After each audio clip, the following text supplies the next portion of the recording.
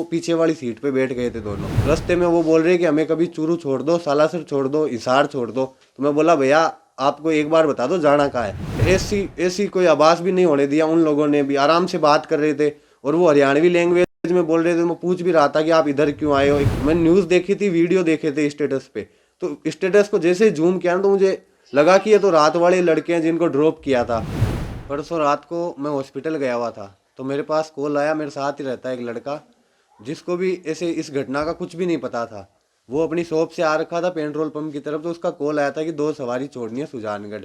तो मैं बोला ठीक है छोड़ दूंगा। फिर मैं घर पे आके वाइफ को ड्रॉप करके हम हॉस्पिटल गए हुए थे। ड्रॉप करके फिर वापस गया था तो वहाँ से वो पीछे वाली सीट पे बैठ गए थे दोनों। और जिसका कॉल आया था और एक लड़का और साथ में था जो मेरे साथ ही रहता है, वो एक लड़का पीछे बैठ गया और आगे की तरफ एक लड़का बैठ गया। उनको मैं बोला आप दोनों चल लो, नाइट का टाइम है, 2 लड़कों को छोड़ना है, आपने फ़ोन किया तो साथ में सेफ्टी रहेगी, नाइट का टाइम है। तो हम चले गए।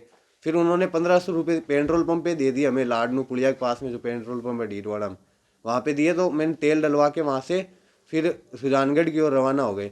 तो रास्ते में वो बोल रहे कि हमें कभी चूरू छोड़ दो, सालासर छोड़ दो, हिसार छोड़ दो। तो मैं बोला भैया आपको एक बार बता दो जाना कहाँ है। तो बोला हिसार छोड़ दो। तो मैं बोला हिसार के ज़्यादा पैसे लगते हैं।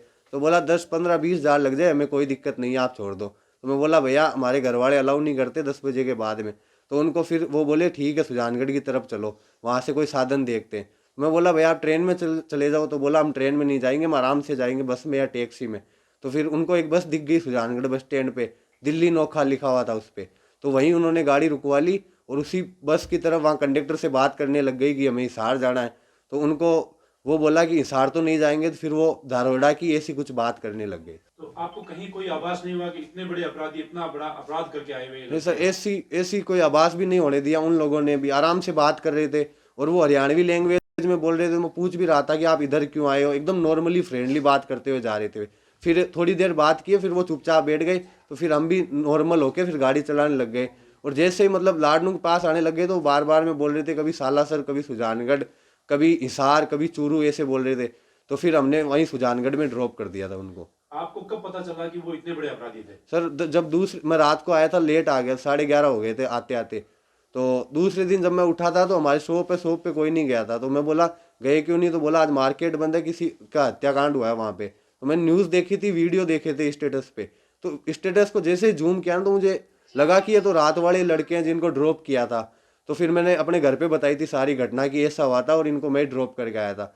फिर घर वालों ने मुझे, कजन अंकल है उनके पास में भेजा था तो वहाँ कोई नहीं था। फिर मैंने शाम के टाइम 6-7 बजे करीब अंकल को कॉल लगाया, मैं ऐसी बात है क्या करूं। तो उन्होंने बोला कि पुलिस की हेल्प करनी चाहिए तुझे, थाने में चला जा सीआई साहब के पास में।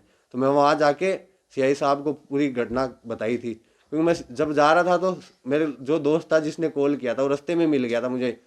तो उसके पास में खड़ा था तो वहाँ पुलिस की गाड़ी आई थी और हम दोनों को वहाँ से एसपी ऑफिस ले गई।